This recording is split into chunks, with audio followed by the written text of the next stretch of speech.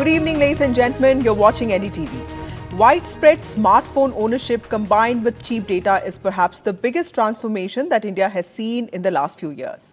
These smartphones represent opportunities, access to knowledge, and in many ways they are a marker of our autonomy and aspirations. But there's a gender gap here as well. The annual Status of Education Report 2023 findings say while an equal number of teenagers in the villages of India have reported knowing how to use a smartphone, the boys are much better at using the phone for more useful skills such as paying bills, booking tickets, and even using Google Maps. Males between the age group of 14 and 18 years are twice as likely to own their own smartphone than females, and therefore more likely to spend more time using the device for a wider variety of tasks. Now, the report also says that 38% males used smartphones for online services while only 19% females did so. Even for entertainment, the percentage of males was higher at 69% compared to just 46% female, indicating that girls and young women have far less access to smartphones than their male counterparts. Half of the surveyed males reported to have an email as compared to just 30% of the females. So do these ASER numbers reflect the stark reality of the society that we already know, that young girls are far more supervised by parents than their brothers? Does this assumption that girls are more prone to cyberbullying and harassment than boys restrict their use of phones? And is there any self-censorship by girls themselves? Because clearly most of them seem to be using smartphones for online academic work rather than seeing it as a tool to explore the world. That is what we seek to understand tonight. Joining me is a panel of esteemed guests, Harish Doraisamy, who's the project director of EdTech team at CSF. We have Prachi Luthra, who is the senior program lead at Khan Academy. We have Sudha Acharya, who is an educationist. And we also have Shashwati Banerjee, who is director at Top Parent. Thank you very much for joining us. Let me start with you, Ms. Luthra. So the number of girls dropping out of schools has come down. More girls want to study, and that is great news. But when it comes to assessing strengths or keeping themselves abreast of what is happening, using smartphones as a tool to access opportunities, that is where the girls seems to be falling behind boys. How do you look at this divide? Is it because of conditioning or is it just lack of equal access? Yeah, no, thank you so much for that question. I would honestly say yes to both, but access, I feel, is not the bottleneck for this. Because even the ASER indicates some differences there. I think there's a 20% of difference between a boy and a girl owning smartphone of their own.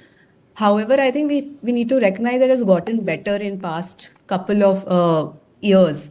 And we at Khan Academy work very closely with the government school students in different states, which includes like UP, Odisha, Punjab, Maharashtra. And even if teachers say how students will practice at home, they don't really have access to a phone.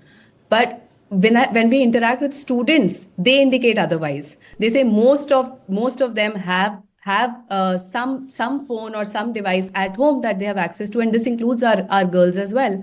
I think more than access, what is really important to note here is the conditioning piece, because as girls, we are either asked to do household chores more than boys, and that is also something that the report also indicates clearly. Or also, like now with the deeply rooted conditioning, we are just leaning towards picking up those things more than actually like leveraging the tech that is available at home as well. Right. So I think that entire piece on girls should know household chores more than boys is something that has been here for ages and is still affecting our girls in terms of picking it up on their own as well, even though if access is there. Right. So yeah, I think Mr. Doraisamy, that's a very important point Ms. Luthra is making, especially on the hard barriers and the soft barriers, and some of them are also invisible.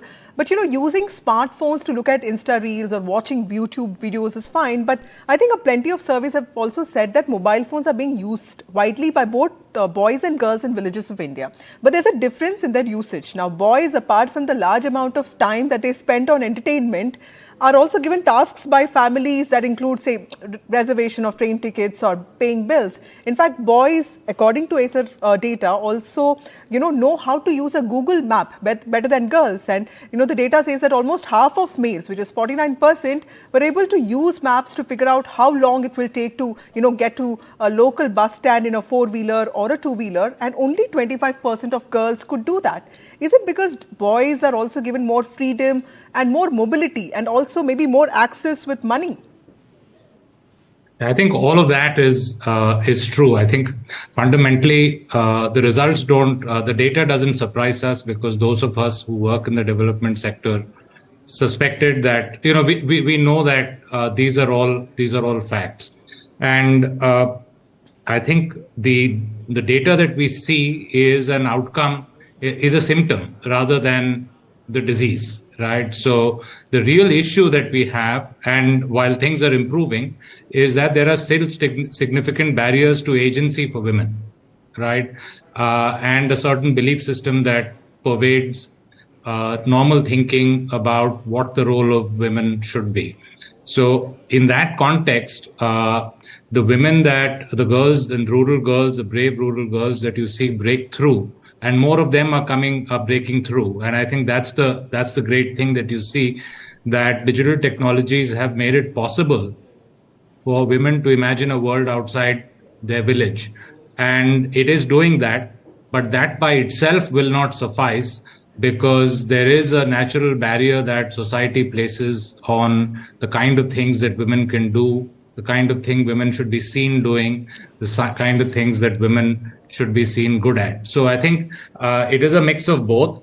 Access, as Prachi said, is becoming less of an issue.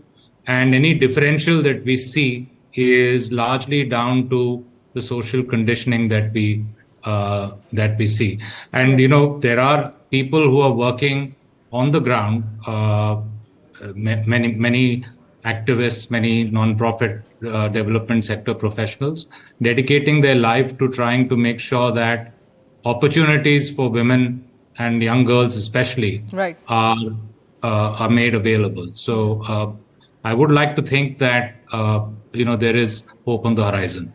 Well, access is no longer that big a challenge, but clearly, what society deems as appropriate for women is clearly is a big challenge. That's well said. Ms. Banerjee, there's also this question of privacy. So there are fears with regard to safety that influence girls' behavior online. Do you think girls are far more proactive in protecting themselves, with higher rates of blocking, reporting? But do they also restrict access for themselves? Because there are also reports that argue that by perpetuating these stereotypes that girls are less competent to handle online, maybe a smartphone or online behavior, or, other things like, maybe paying bills or using Google Maps, there is also this danger of self-censorship that some girls might be doing. And what kind of impact does this have on their own confidence? Thanks. And I think let's kind of start with the fact that even though access is increasing and maybe there is access, there's also a sense of protectionism, right? The lens that we tend to use when it comes to the gender dividend on usage of mobiles is really about, we want to protect our women rather than saying, okay, how do we give them the freedom to kind of access? And I think there are two different aspects that I just want to highlight.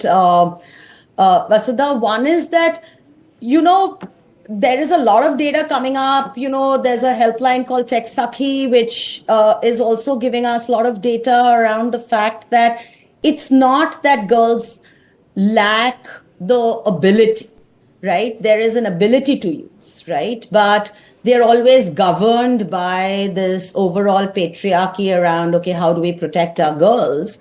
And that's why it's really difficult. I think the second thing is that even in our education system, are we really giving the right kind of, and this ASER has already pointed out, are we really giving the right kind of foundational information that is required for being digitally literate, digitally safe, and digitally resilient, right? Right. So I think from both those aspects, it is important to understand it's not like girls can't navigate Google Maps. Yeah. It's just that the access that is given to them is not just from a device perspective, but what they can access. Right. So I think that is a larger question around the overall structure and speaks to what Prachi and Harish also was talking about. I think that is also a lot dependent on the skills that we think are important. And that brings me to the next question. Sudhacharya, getting job ready, or like Ms. Banerjee was pointing out, skills or getting tech ready is important for women. And this is also important because we are striving to improve our performance in increasing women in the labor force. In the last few years, we've all seen how educated urban women have unfortunately chosen not to be part of the labor force for whatever reasons. How do you think school-going girls can be motivated to think of ambitious careers? Because even ASER data says that there is a shortage of aspirations in children on what they want to become. If foundational literacy and numeracy and aspiration of a child will not be given preference in our educational scenario or landscape, then they'll be blocked out of opportunities, informed choices, and decisions. It's not like that girls are less competent. I'll give you one example out of my own experience as a school principal. When the nursery admission is going on, the mothers who are coming as parents are very young, maybe in early 30s or late 20s, and they are all homemakers, and they have got highest qualification like MBA or postgraduate. So I really don't know why they are out of workforce. Maybe there is lack of role modeling. I mean, what in schools we are doing, we give them a lot of exposure about role modeling. I'll say that during Chandrayaan 3, the female scientist of ISRO, even in one girl of my school was a part of that team. She became a huge role model for all the girls. Suddenly, I could find that many girls are interested for space science and research. So if we expose our girl children with right kind of role modeling and role models, and give them informed choices about their career, they should be ready for the world. So in school, right from middle wing, from class 6, we are exposing them to a lot of vocations.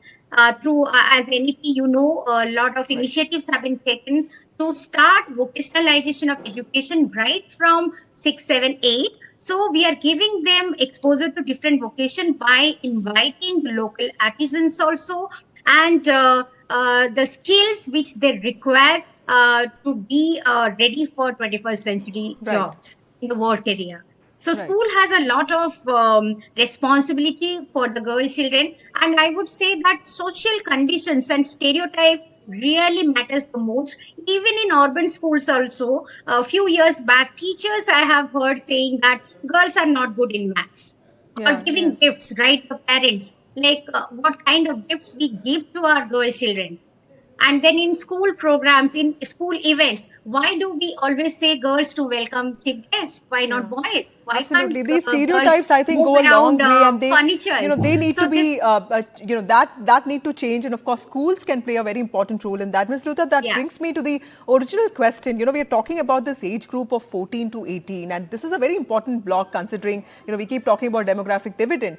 And there are hard barriers when you talk about costs and affordability in the context of smartphones, but there are these gender norms and stereotypes, like ma'am was just pointing out right now. But it's not just the ASER data. Recently, Oxfam data also showed that women generally have handsets that cost less, and they're not as sophisticated as those used by men.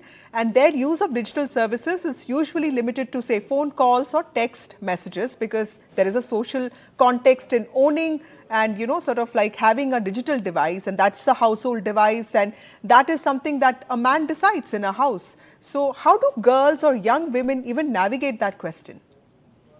But Vasudha, I just wanted to say something, to what Prachi has just alluded. Contrary to popular belief, right, the fact of the matter is that it's not just about I think the use of edtech at home plays a very, very important role, because, generally families are unwilling to spend money on girl education, right? And even though we see that maybe more girls are in school at a higher age group, etc., it's still not what we would desire, right? Like our benchmarks are much higher. But like the app that I developed has clearly shown through research that girls are engaging a lot more at home with maths. and that they are, acquiring a lot more advanced skill than boys in math. So I think it's also about providing the opportunities Right. and the spaces for girls to learn. And Ms. Luthra, would you like to respond to that? Because, there is this question of affordability. Those are those hard barriers. And there are men taking decisions. We are talking about villages here, rural children. So clearly there's one thing that Ms. Banerjee is pointing about, making it clear that access to opportunities is more important. But here is this basic question of cost, affordability and agency. When girls don't have that, when their mothers probably also don't have that, how do you navigate that question? Ms. Luthra? Yeah. So I think agree to what Shashwati was also saying, like as something that we are also observing, like again, like in KGBV schools. So these are Kasturba Gandhi Balika Vidyalaya schools in UP and in different districts. And I was in one of these schools, which is in Malyabad, Lucknow school, and was meeting a lot of girls there. These are like 100 girls of the same, of I think this was more like 6 to 8 age group. Also had like some alum sitting there. Most of those girls don't have those aspirations, right? And one is like that they're not set, like those are those boundaries where they're losing that interest of doing something because we are setting those boundaries for them. The other thing that you're asking is also like, what do we do with the agency that they don't have? They're not getting those opportunities back at home. I think that has to do with like a lot of issues that we hear from our parents as well. So when we interact with our parents who send their children to these schools, they have those differences that they're doing between their boys and girls, and I think that is stemming from that. Right. Which is why I think one thing that we talk about in our work as well is how do we start sensitizing parents to ensure that those harder issues that you're talking about also get solved at a community level, because those can't be solved in a school itself. School is not making those differences there alone. So I think that another point is something that I would want to add here, which can definitely start making some difference in our for our girls as well. Right. Mr. Doraisamy, the ASER data also says one important thing, that male students fare better than females across functional tasks like calculating time or adding weights, measuring length, applying unitary method. And this is something I think one of you was also pointing out. And how there is this assumption that boys are good at certain things and girls are better at certain things. More women were able to tell time than men, that more men were actually able to tell more time than women. That is what the data says. Now, what does this difference say about the kind of skills that we should be focused on? Or do you think that there are different ways of teaching or testing outcomes? So I think, firstly, the data for boys isn't great either, right? When it comes to solving. So, I mean, there was this one question around measuring the length of an object using a ruler. When it starts at 0 and you measure 5 centimeters, they are able to do that. But when the measurement starts at 1 and ends at 6, they aren't able to tell what the length of the object is. Now, there is a fundamental rote learning problem that we have, and that cuts across gender. I think many of these issues don't need to be purely looked at through a gender lens. I think we don't have enough competency-based education for boys as well as for girls. And any differences that we see in both of these are really a function of the set of expectations, aspirations, and the agency that society and educators and families accord them. So what I feel is that, the difference between girls and boys is important. But what is important is the lack of genuine hard competencies in society as a whole, in the youth as a whole, and the general lack of aspirations and the general drift that we see. I think that is what we should be really focused on. And I just feel that, things are improving for girls, not at the rate at which we want. But I think the real issue is that we don't teach competencies and we don't test competencies. We teach textbooks and we test questions based on the textbook. So Right. anything that is considered out of that is out of syllabus. Right. So I think that's the real problem that we need to look at as far as this question of yours is concerned. Right. Last word from Sudha Acharya. Only 6% of the children surveyed are currently doing vocational courses. So clearly this importance of skilling and being job ready needs a lot of push. So how can smartphones help in this regard, particularly when it comes to girls? Yeah, even our NEP 2020 also focusing on vocationalization of education. So, vocation should not be treated as separately from academics or curriculum. So, what we are trying to do is integrating vocational education in the main curriculum. When we are talking about curriculum, pedagogy, and assessment to be competency based. So, here, as you are saying, in urban areas, at least I am situated in Delhi, I don't find parents opting for vocational courses or as we say the skill subjects. They think that no, the child should do only academic subjects. So we need to orient continuous dialogue. As I say, somebody was saying school cannot do this, but we do a lot partnering with family. So school and family having a good partnership, and we developed that during COVID time only. Right. So we are able to really orient parents to opt for vocational education and the courses. I can talk about CBSE schools. I mean, we are opting for 100 of vocational courses. Right. If the So child orientation does, towards skilling and also integration with mainstream education would be the most important thing. It is integrated in the mainstream. Yes. It is not seen separately. Yes. Thank you, Ms. Acharya. Thank you, Ms. Banerjee. Thank you, Ms. Luthra. And thank you, Mr. Duraisamy, for taking part in this discussion. So it's important to address societal causes to build a more inclusive digital future, and smartphones can help in that, but there is a need for a lot of sensitivity. That is what probably is the reminder that ASER report sends across today, that technology can assist, but mindsets need to change.